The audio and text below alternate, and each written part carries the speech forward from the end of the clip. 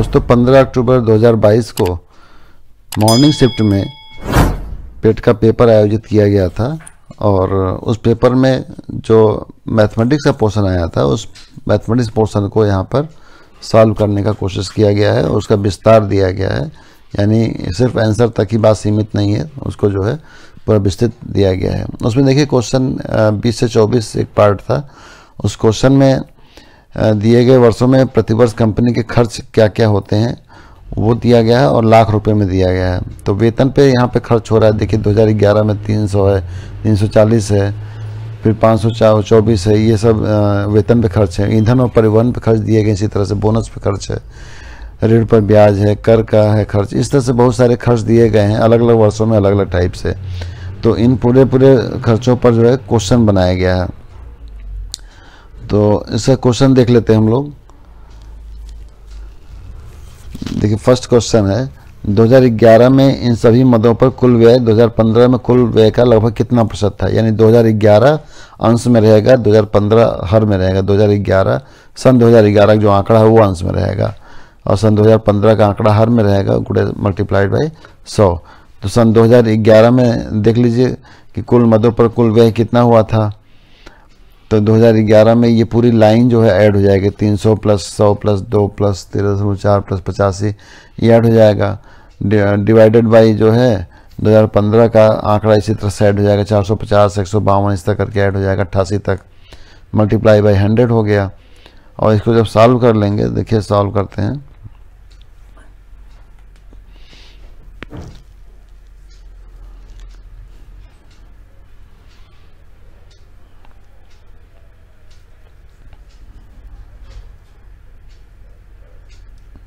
इसका आंसर आ जाएगा 68.33। तो ये रहा पहला क्वेश्चन। दूसरा क्वेश्चन में लिखा हुआ है इस अवधि के दौरान कंपनी को प्रतिवर्ष ब्याज की औसत राशि कितनी चुकानी पड़ी। ब्याज का मतलब वो देखिए ग्रीन कलर से मैंने सेट कर दिया है, सर्कल कर दिया है ब्याज। तो 13.4 22.5 ये सभी वर्षों के ब्याज हैं, 39.4 तक। ब्याज को ऐड कर देंगे और औसत है तो 5 से भाग डिवाइड कर देंगे। 5 इसमें उनकी कुल संख्या है तो 5 से डिवाइड कर देंगे। तो देखिए जोड़ लेते हैं,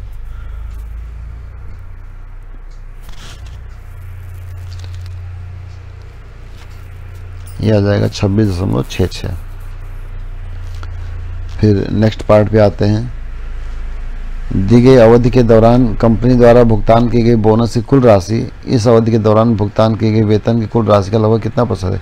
यानी बोनस जो है वो वेतन का कितना प्रतिशत ये पूछा गया है। तो बोनस बटे वेतन गुणे 100। देखिए ऐड करते हैं यहाँ पर बोनस 2 धन 1.52 प्लस ऐसा करके 2.96 आ जाएगा। और यहाँ वेतन ऐड कर दें 300 प्लस करके ऐड करेंगे तो 450 तक ये जाएगा। पूरी जो वर्टिकल लाइन है ऐड हो जाएगी इन मल्टीप्लाई बाई 100। तो ऐड कर लेंगे 100 गुणे 12, इसको डिवाइड कर लेंगे, इसको भी जोड़ लेंगे हर वाला पोर्शन।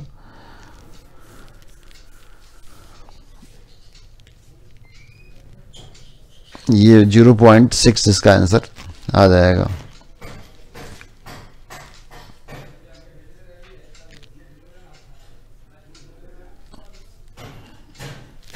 नेक्स्ट क्वेश्चन पे आ जाते हैं दोस्तों, 23वें नंबर पे। वर्ष 2013 दौरान इन मदों पर कंपनी कुल व्यय कितना है। तो वर्ष 2013 का सारा ऐड हो जाएगा, ऐड होकर के आंसर आ जाएगा, आसान है। 24वां क्वेश्चन है सभी वर्षों के लिए करों पर कुल व्यय, सभी वर्षों के लिए ईंधन और परिवहन कुल व्यय का कितना प्रतिशत है। तो कितना अनुपात है। तो कर का और ईंधन परिवहन का अनुपात बताना है। तो कर का ऐड कर लेंगे पूरा 85 से लेकर के 88 तक ये ऐड हो जाएगा। और इसका अनुपात बताना है ईंधन और परिवहन के साथ में। ईंधन परिवहन जो है 100 से स्टार्ट करके 152 तक है। जोड़ करके और सिंप्लीफाई कर लेंगे, यहाँ पर आंसर आ जाएगा 109 अनुपात 151 आ जाएगा। यही इसका आंसर है। इस तरह से दोस्तों 20 से 24 वाला श्रृंखला जो है पार्ट जो है वो फिनिश हो गया।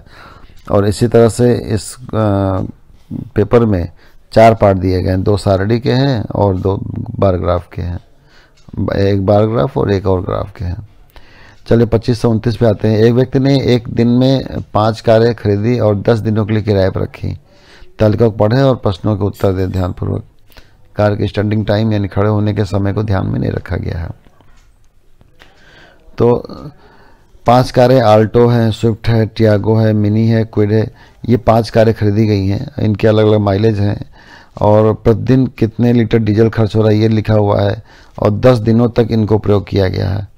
तो आल्टो वाला आंकड़ा हम पढ़ रहे हैं। आल्टो जो गाड़ी है उसका माइलेज दिया हुआ है 25 किलोमीटर प्रति लीटर और उसको एक दिन में उसका खर्च है 10 लीटर का, यानी 10 लीटर गाड़ी एक दिन में खर्च करती है और 10 दिनों तक जो है कुल मिलाकर के समय दिया गया। तो अब आप ये समझिए कि एक दिन में गाड़ी अगर 10 लीटर खर्च करती है तो 10 दिन में 100 लीटर गाड़ी खर्च करेगी। 100 लीटर खर्च होगा तो 1 लीटर में 25 किलोमीटर गाड़ी जाती है तो 100 लीटर में 25 हो जाएगी। तो अगर आल्टो वाले आंकड़े पे ध्यान दें तो कुल देखिए 3-4 पॉइंट यहाँ पे दिया हुआ है। 10 लीटर में गाड़ी आती है, 10 लीटर पूरा एक दिन का खर्च है और 10 दिन तक खर्च है तो 100 लीटर खर्च हो गया। 100 लीटर में गाड़ी जाएगी 2500 किलोमीटर, यानी गाड़ी 1 लीटर में जाती है 25 किलोमीटर। इस तरह से इसका आल्टो का हो गया, इसी तरह स्विफ्ट का हो जाएगा और अन्य जो है गाड़ियों का इसी तरह से हो जाएगा। आइए क्वेश्चन पे आते हैं, फिर थोड़ा सा डिटेल में समझेंगे इसको। लिखा हुआ दिए गए 10 दिनों के दौरान कार मिनी द्वारा उसकी औसत गति से 875 किलोमीटर की यात्रा करने में लिए गए समय का दिए गए 10 दिनों के दौरान स्विफ्ट द्वारा उसकी औसत गति से 990 किलोमीटर।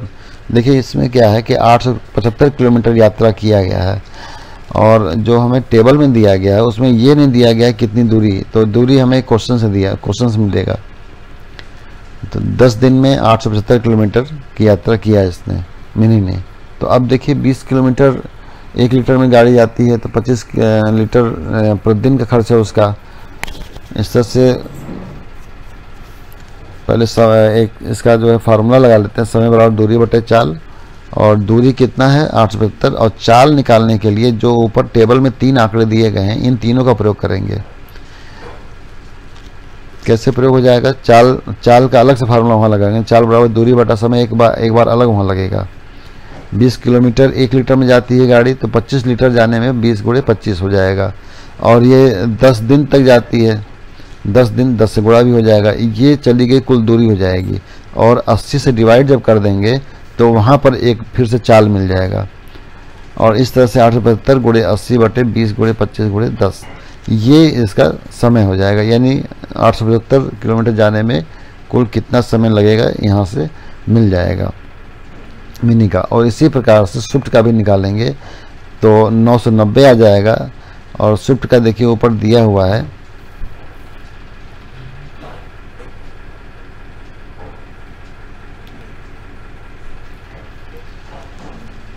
स्विफ्ट का दिया हुआ है 990 हो जाएगा। 22 गुणे 10 हो जाएगा यहाँ पर और एक बार 10 और आ जाएगा, 10 दिन वाला है। एक बार लीटर वाला 10 आ रहा है, एक बार 10 दिन वाला आ रहा है और 55 से ऊपर मल्टीप्लाई हो जाएगा 55 घंटे का मीटर। इन्हीं दोनों का हम लोग रेशियो निकाल लेंगे। तो रेशियो निकालने के लिए एज इट इज रख देते हैं, जितना कटना होगा कट जाएगा आंसर में और सामने रेशियो में भी कट जाएगा और यही हमारा आंसर मिल जाएगा।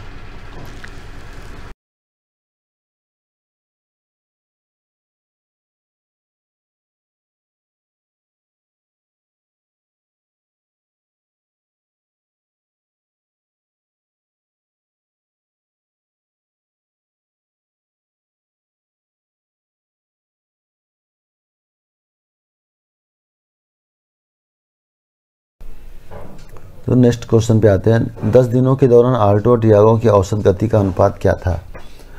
10 दिनों के दौरान आल्टो और टियागो की औसत गति का अनुपात।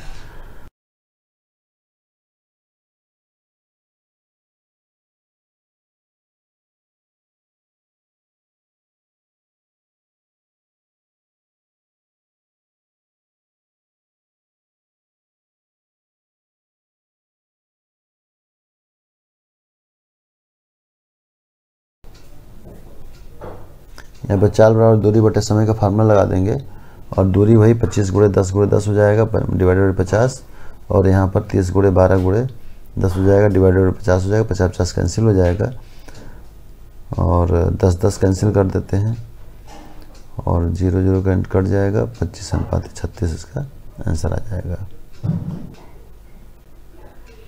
अगला क्वेश्चन है, आल्टो और क्विड दिए गए 10 दिनों के दौरान अपनी औसत गति की समान गति से एक दूसरे की ओर यात्रा कर रहे हैं। मिलने के बाद वे एक दूसरे के शुरुआती बिंदु की ओर यात्रा करते हैं। यदि शुरू में दोनों कारों के बीच की दूरी 2300 किलोमीटर है तो आल्टो और क्विड द्वारा एक दूसरे से मिलने के बाद अपने गंतव्य तक पहुंचने में लगने वाले समय का अंतर ज्ञात कीजिए। दोस्तों, इस प्रश्न को समझने के लिए एक फार्मूला को समझना पड़ेगा और फार्मूला इस प्रकार से है कि मान लीजिए कोई किसी विशेष दूरी को दो व्यक्ति तय कर रहे हैं और दोनों एक दूसरे की तरफ आते हुए तय कर रहे हैं, तो कहीं ना कहीं जाकर के वो मिलेंगे ही और मिलने के बाद जो बची हुई दूरियों को वो लोग अपने अपने गति अनुसार अलग अलग समय में पूरा करते हैं। तो ऐसी स्थिति में एक नए फार्मूले का जन्म होता है। देखिए, मान लीजिए ए भी कोई दूरी है, V1 V2 चाल से दो व्यक्ति एक दूसरे की तरफ आ रहे हैं और C बिंदु पर एक दूसरे से मिलते हैं।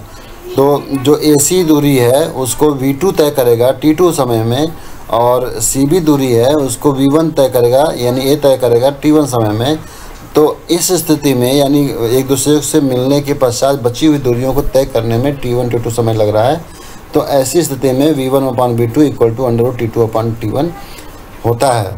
तो इस फार्मूले का निगमन करने का अभी कोई औचित्य नहीं है, अभी समय नहीं है। अभी हम लोग बस ये समझ लें कि अगर दो अपोजिट दिशा से दो लोग चलते हैं और किसी बिंदु पर मिलते हैं और मिलने के पश्चात बची हुई दूरियों को क्रमशः T1 T2 समय में तय करते हैं तो V1/V2 इक्वल टू √T2/T1 ये हो जाएगा।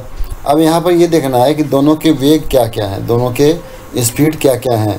तो स्पीड देखने के लिए हम फिर से टेबल पे आते हैं, फिर से टेबल में देखते हैं कि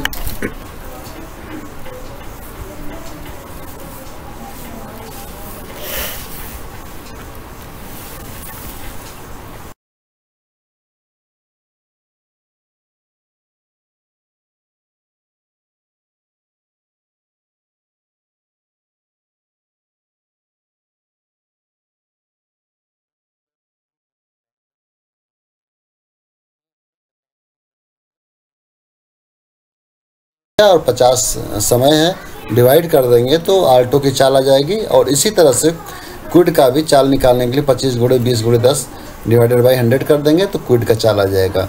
अगर हम इसको सिंप्लीफाई करें तो दोनों कैंसिल्ड हो जा रहे हैं। देखिए, दोनों कट जा रहे हैं, 50/50 आकर के दोनों कैंसिल हो जाएंगे। तो अगर हम इसके बारे में सोचें कि दोनों कैंसिल हो जा रहे हैं, इसका मतलब ये हुआ कि दोनों के बीच का अनुपात बराबर है, यानी कि √T2/T1 इक्वल टू 1/1 हो जाएगा। और √T2/T1 को अगर सॉल्व करें, स्क्वायर कर दें, 1 हो जाएगा और फिर T2 इक्वल टू T1 आ जाएगा। इसका अर्थ ये हुआ कि दोनों के द्वारा लिए गए समय बराबर हैं, अतः इनके बीच का अंतर कुछ भी नहीं होगा, अंतर शून्य होगा। तो इसका आंसर आ जाएगा कि इनके बीच का अंतर 0 है।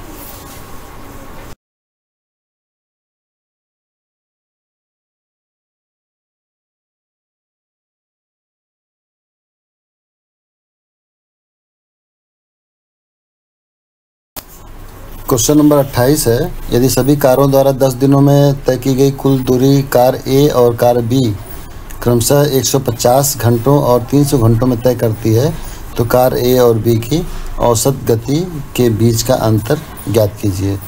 तो सभी कारों का हम लोग निकाल लेते हैं कि उनके द्वारा कुल जो है दूरी कितनी तय की गई। आल्टो ने तय किया है 25 गुणे 10 गुणे 10, इसी तरह स्विफ्ट ने तय किया 22 गुणे 10 गुणे 10। तो सभी कारों की हम लोग निकाल रहे हैं कि उनके द्वारा तय की गई कुल दूरियाँ कितनी हैं और उन सब को हम लोग टोटल कर लेंगे। देखिए, टोटल कर ले रहे हैं।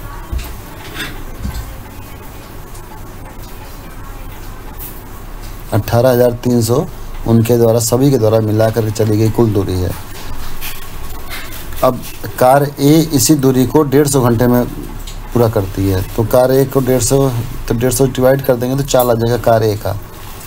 और इसी तरह से कार B का चाल निकालना होगा तो इसी दूरी को 300 से डिवाइड कर देंगे और फिर दोनों को जो डिवाइड करने पे आंसर आएगा उसी को हम लोग माइनस कर देंगे, हमारा आंसर आ जाएगा। 150 से डिवाइड करने पर 122 आ रहा है, तो 130 डिवाइड करने पर इसका आधा आएगा, सॉरी 300 डिवाइड करने पर इसका आधा आएगा।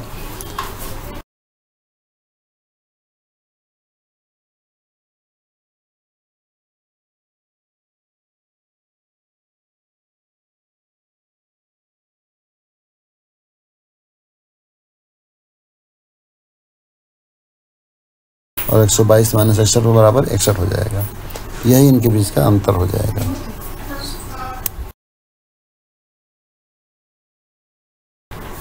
अगले क्वेश्चन 29 क्वेश्चन है, 10 दिनों के दौरान टियागो और मिनी द्वारा तय की गई कुल दूरी का अनुपात कितना था।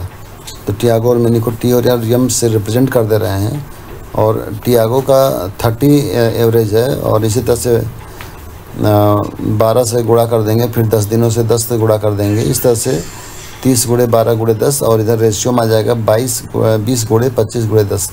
ये इनके द्वारा चली गई दूरियां हैं, इनका रेशियो निकाल ले रहे हैं, सिंप्लीफाई करेंगे, 2 से काट दे रहे हैं, 18:25 इनका आंसर आ जाएगा।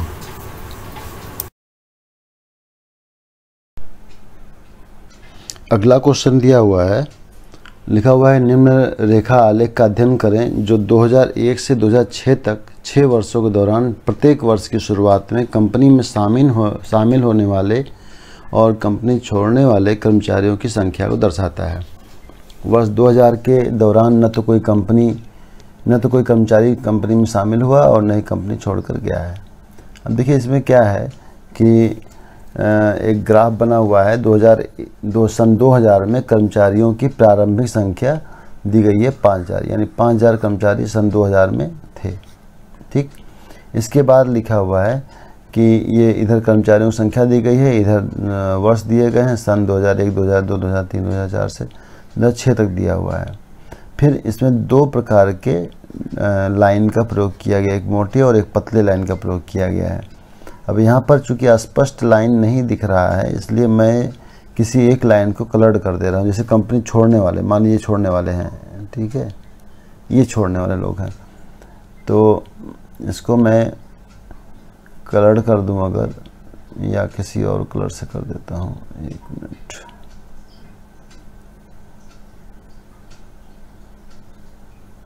मैं हरे रंग से कर दे रहा हूँ।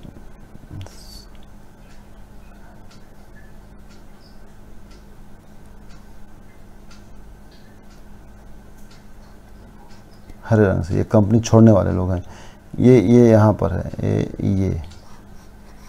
ये जो चल रहा है, ये कंपनी छोड़ने वाले।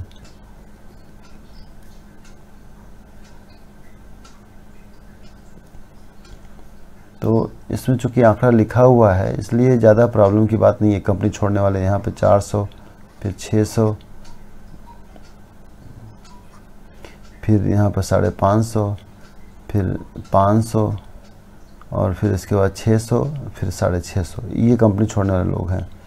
और कंपनी में शामिल होने वाले लोग ये हैं, 500 लोग आए, 400 लोग चले गए। तो अगर हम देखें कि वर्ष 2001 के दौरान हुआ क्या है, तो वर्ष 2001 के दौरान हुआ ये है कि कंपनी में 500 लोग शामिल हुए हैं और 400 लोग छोड़कर चले गए। तो इस प्रकार से 500 माइनस 400, कंपनी में 100 आदमी का फ़ायदा हुआ, यानी फ़ायदा का मतलब बढ़ोतरी हुई।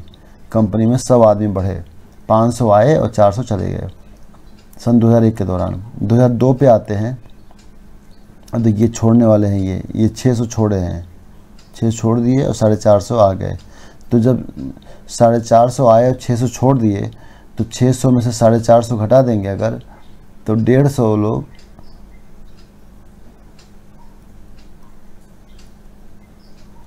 लोगों का माइनस हो गया, यानी कि 150 कर्मचारियों की कमी हो गई उस कंपनी में।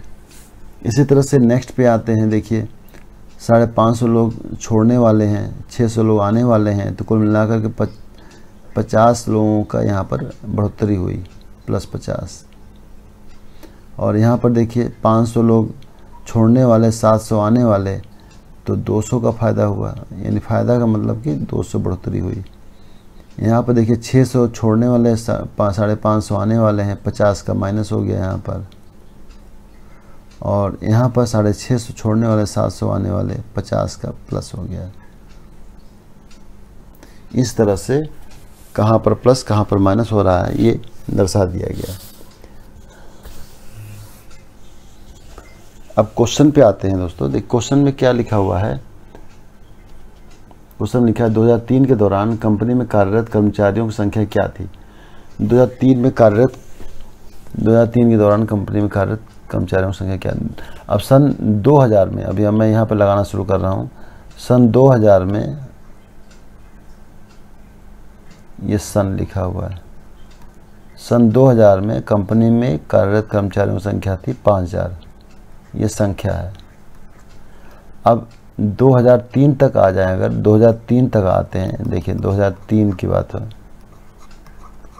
2003 तक आए तो 5000 में 100 अगर ऐड कर दें तो सन 2001 हो जाएगा, माइनस 150 कर दें 2002 हो जाएगा, और प्लस 50 कर दे तो 2003। ये संख्या 2003 तक आते आते हो जाएगी। इनको सॉल्व कर लीजिए। 5000 में 100 जोड़ देंगे तो 5100, और ये 5150 में से 150 फिर घटेगा, फिर 5000 ही रह जाएगी संख्या। यानी सन 2003 में आते आते कुल करीब 150 लोग आए और 150 लोग चले भी गए, तो कुल मिलाकर के संख्या वहीं के वहीं रह गई। तो ये हो गया सन 2003 में कर्मचारियों की कुल संख्या। अगला क्वेश्चन पे आते हैं। 2003 में कंपनी में काम करने वाले कर्मचारियों की संख्या 2006 में काम करने वाले कर्मचारियों की संख्या का अलावा कितने प्रतिशत थी। यानी 2003 में कितने थे, 2003 में तभी हम लोग कैलकुलेट किए हैं। 2003 में कितने थे, 5000 लोग 2003 में थे, और 2006 में कितने थे उतना हम लोग निकाल ले रहे हैं।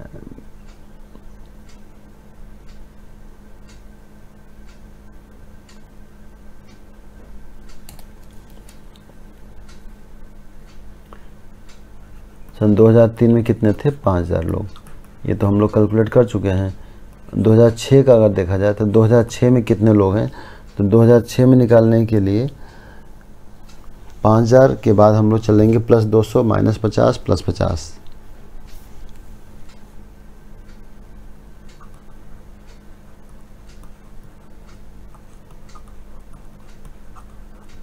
ये कैंसिल हो जाएगा।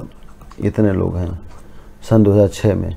तो पूछा ये जा रहा है 2003 वाला 2006 का कितना प्रतिशत है। यानी 5000 गुणे 100 बटा 5200। ये आपको सॉल्व करना है।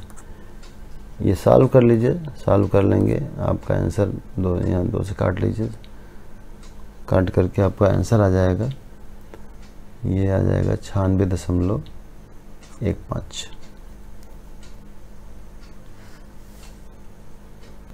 क्वेश्चन नंबर 32 पे आते हैं दोस्तों। क्वेश्चन नंबर 32 में लिखा हुआ दी गई अवधि के दौरान किसी भी वर्ष में कंपनी में शामिल होने कर्मचारी न्यूनतम संख्या का कंपनी छोड़ने वाले कर्मचारियों का अधिकतम संख्या से अनुपात क्या है। तो क्वेश्चन बारीकी से पढ़िए, देखिए क्या पूछ रहा है। क्वेश्चन ये कह रहा है कि किसी भी वर्ष के दौरान, किसी भी अवधि के दौरान, किसी भी वर्ष में कंपनी में शामिल होने वाले कर्मचारियों की संख्या, कंपनी में शामिल होने कर्मचारियों की न्यूनतम संख्या का छोड़ने वाले कर्मचारियों की अधिकतम संख्या से अनुपात कितना है। तो शामिल होने वाला न्यूनतम और छोड़ने वाला अधिकतम लेना है। देखिए तो शामिल होने वाला जो न्यूनतम संख्या है वो यहाँ पर देखिए तो 450 है। 450 शामिल होने वाला न्यूनतम संख्या है जो कि यहाँ पर है, ये 450 है। ये देखिए ये 450 शामिल होने न्यूनतम संख्या है, और छोड़ने वाले अधिकतम संख्या ये 600 है, सॉरी 650 है। तो 450 को 650 से डिवाइड कर देंगे, आंसर आ जाएगा। Question number 32।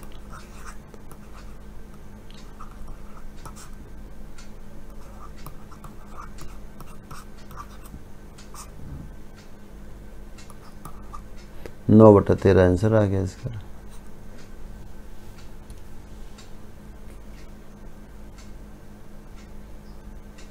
अगला अगला क्वेश्चन है, किस वर्ष में पिछले वर्ष तुलना में कंपनी छोड़ने वाले कर्मचारियों की संख्या में प्रतिशत वृद्धि या कमी अधिकतम है।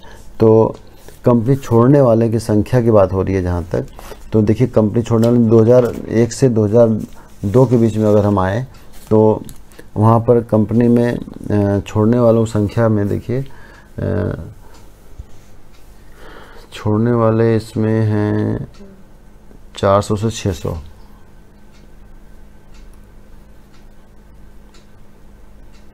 पहला है 400 से 600, यानी 200 हुए। अगर परसेंटेज में निकालें तो ये आएगा, जो सॉल्व कर लीजिए 50%। ये हो गया फर्स्ट, छोड़ने वालों की संख्या चल रहा है। फिर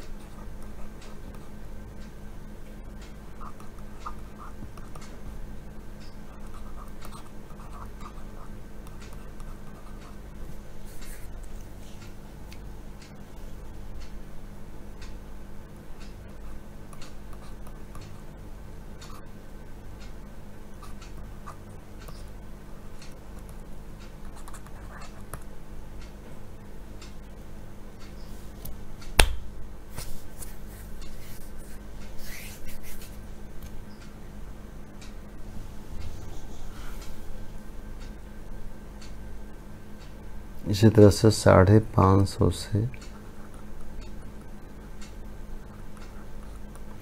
500 के बीच में क्या हुआ है, इसमें 50, 550 गुणे 100, 11, ये भी जो है 9 पॉइंट समथिंग आएगा। और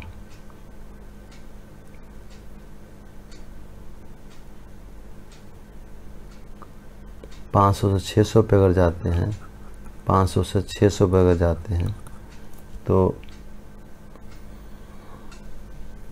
ये हो जाएगा 100/500 गुणे 100। तो ये तो 20% आता है।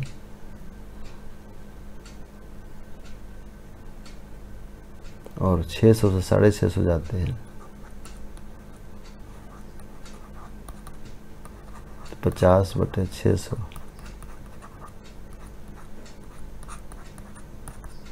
तो ये भी 8 पॉइंट समथिंग आ जाएगा। तो इस तरह से देखते हैं अगर, तो सर्वाधिक वाला तो अगला पहला वाला ही आता है जो कि 500 है, तो वो वाला तो बहुत ही ज़्यादा है। देखिए यहाँ पर ये वाला तो 500 नहीं 50% सर्वाधिक है। तो यानी कि ये जो स्टार्टिंग के हैं 2001 से 2002 के बीच में जो हुआ है वही सर्वाधिक है, तो 2002 ही कहा जाएगा यहाँ पर, इसका आंसर हो गया। इसका अगला क्वेश्चन है, 2002 से 2003 तक कर्मचारियों की संख्या में लगभग कितने प्रतिशत की वृद्धि या कमी हुई है। तो 2002 से 2003 तक कर्मचारियों की संख्या में लगभग कितने प्रतिशत की वृद्धि या कमी हुई है। 2002 में कर्मचारियों की जो संख्या है, यहाँ पर देखा जाए तो 2002 में कर्मचारियों की संख्या है, ये है 5000 2000 में, और 100 और -150, 100 -150। तो इस तरह से 50 की कमी हो जाएगी, 4950, ये 2000 में संख्या है। और अगर हम लोग देखें कि सन 2003 में कितनी है, तो सन 2003 में 50 बढ़ गए हैं, तो 50 बढ़ गए हैं तो 4950 + 50 यानी कि 5000 हो गए। तो पूछा ये गया है कि कितने प्रतिशत की कमी या वृद्धि हुई है। तो यहाँ से यहाँ का अंतर देखें तो 50 का अंतर है, 50/4950 गुणे 100, ये सॉल्व कर लिया जाएगा। ये कट जा रहा है 5×9=45, 5×9=45, 100/99, तो 99 से काटेंगे तो लगभग 1 दशमलव कुछ आएगा, तो लगभग 1% इसका आंसर आ रहा है। ये हो गया।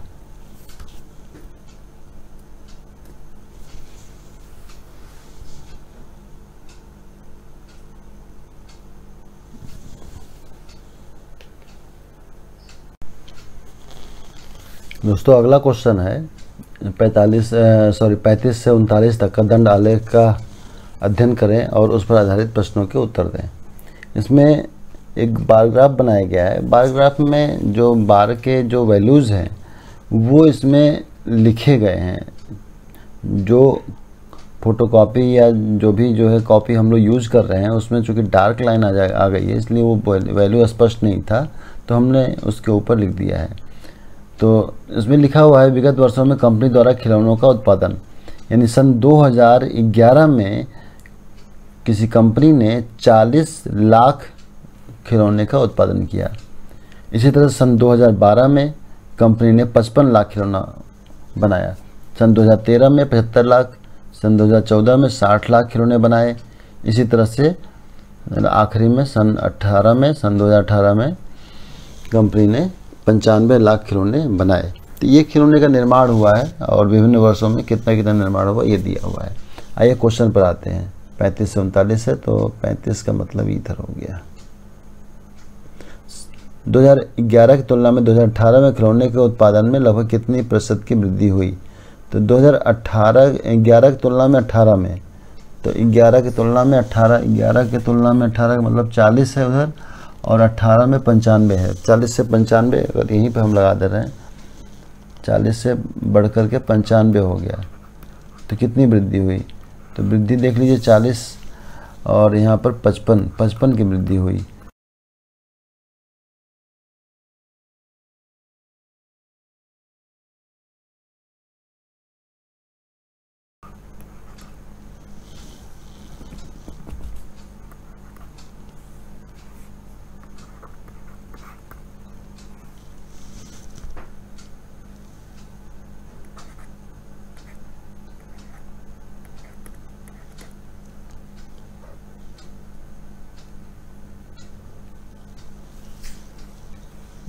इसका आंसर आ जाएगा 137.5।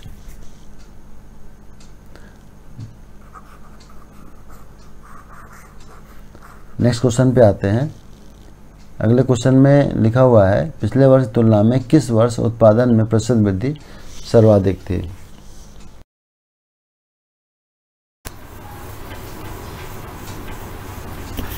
इस क्वेश्चन को लगाने के लिए प्रत्येक पेयर के बीच का हम लोग निकाल लेंगे कि कितना प्रतिशत वृद्धि हुई है। जैसे 2011-2012 के बीच की प्रतिशत वृद्धि कितनी है, 2012-13 में, 13-14 में, इस तरह से प्रतिशत वृद्धि जहाँ पर वृद्धि नज़र आ रहा है वहीं पर निकाल लेंगे, जहाँ कमी नज़र आ रहा है उसको छोड़ देंगे। तो प्रतिशत वृद्धि जहाँ पर ग्राफ बढ़ता हुआ नज़र आएगा वहीं पर निकालेंगे। इस तरह से देख रहे हैं कि हम लोग जो सिंप्लीफाई कर रहे हैं, 4 ग्राफ कुल मिले हैं, 4 पेयर मिले हैं जहाँ पर ग्राफ बढ़ते हुए क्रम में है, तो वहाँ पर हम लोग प्रतिशत वृद्धि निकाल लेंगे और ये कैलकुलेशन करने के पश्चात जो है प्रतिशत वृद्धि क्लियर हो जाएगा कि कौन सा कितना आ रहा है, और उसी के आधार पर हम लोग तुलना कर लेंगे।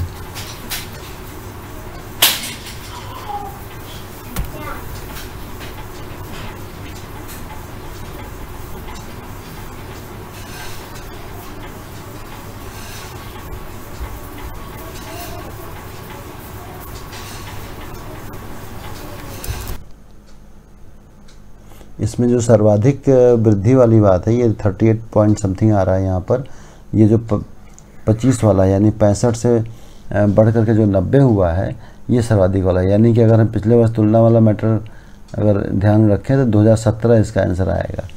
सन 2017 में पिछले वर्ष तुलना में सर्वाधिक वृद्धि दर्ज की गई, तो ये हो गया इसका आंसर दोस्तों। दिए गए कितने वर्षों में खिलौनों का उत्पादन दिए गए वर्षों के औसत उत्पादन से अधिक था? दिए गए कितने वर्षों में खिलौने का औसत निकालना पड़ेगा, पहला काम तो औसत निकालना है। औसत निकाल के फिर देखते हैं कितने वर्ष ऐसे हैं जिनका उत्पादन औसत से अधिक था। तो औसत फटाफट निकाल लेते हैं। औसत निकालने के लिए इनको जोड़ करके भाग देना होगा। 40 है, 55 है,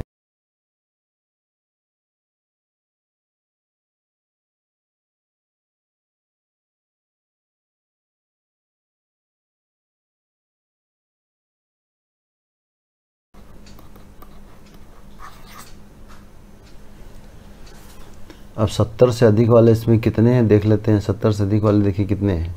70 से अधिक वाला ये है 1 2 3 4, 70 से दी वाले 4 हैं इसमें। तो इसमें देखते हैं कौन सा आंसर हम लोग का है।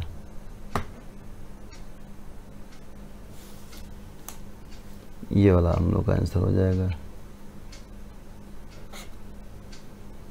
इसमें हम लोगों ने टिक नहीं लगाया, 2017 ही था। दो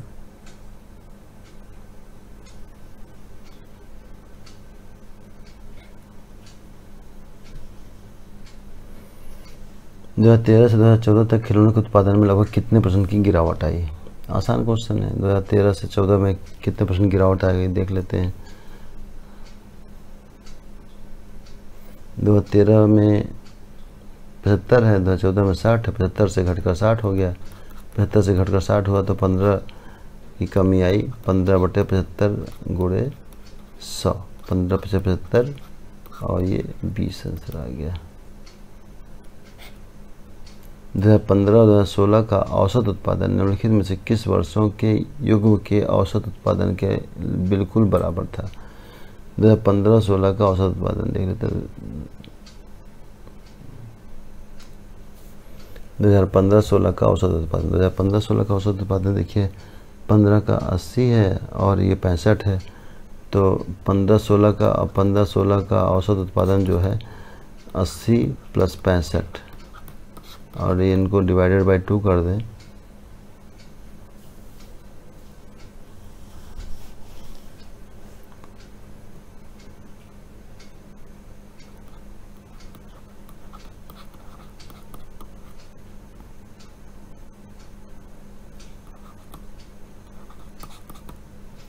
$72.5 आ रहा है।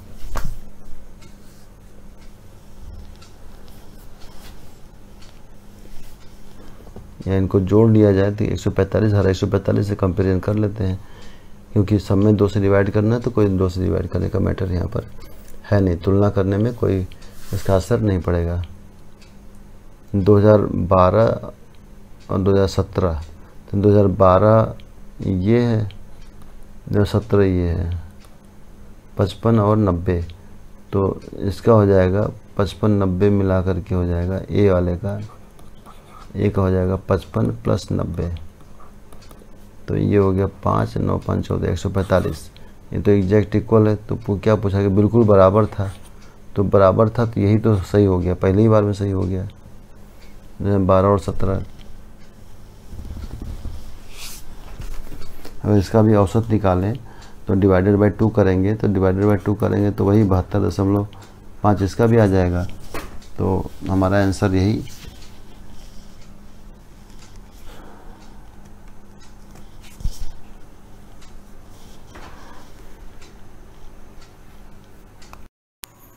आइए नेक्स्ट क्वेश्चन पे आते हैं। इसमें 0.05 होल स्क्वायर और उसी का 0.005 होल स्क्वायर नीचे दिया हुआ है।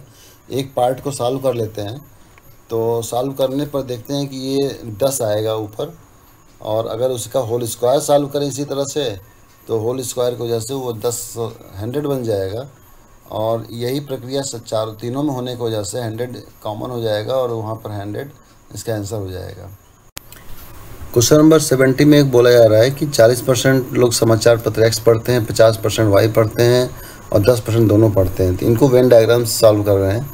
40 और 50 अलग अलग फील्ड ले लेते हैं और 10 दोनों में कॉमन है। अगर 10 को माइनस करेंगे तो केवल जो है X जो है वो 30 आएगा और केवल Y जो है वो 40 आएगा। अगर तीनों को ऐड कर दिया जाए तो ये उन लोगों का परसेंटेज होगा जो कोई ना कोई समाचार पत्र बस पढ़ते हैं।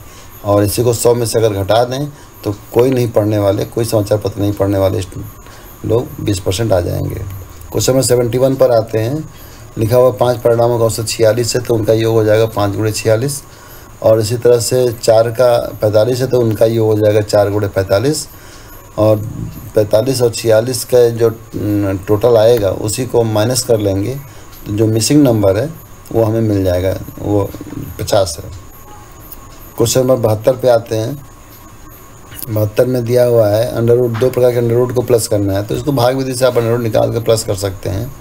29.8116 का स्क्वायर रूट निकालना है और फिर 77.44 का स्क्वायर रूट निकालना है। दोनों को निकाल करके प्लस कर लीजिए, भाग विधि से हो जाएगा। आप किसी और विधि से निकालना चाहते हैं तो किसी और विधि से निकाल करके भी प्लस कर सकते हैं।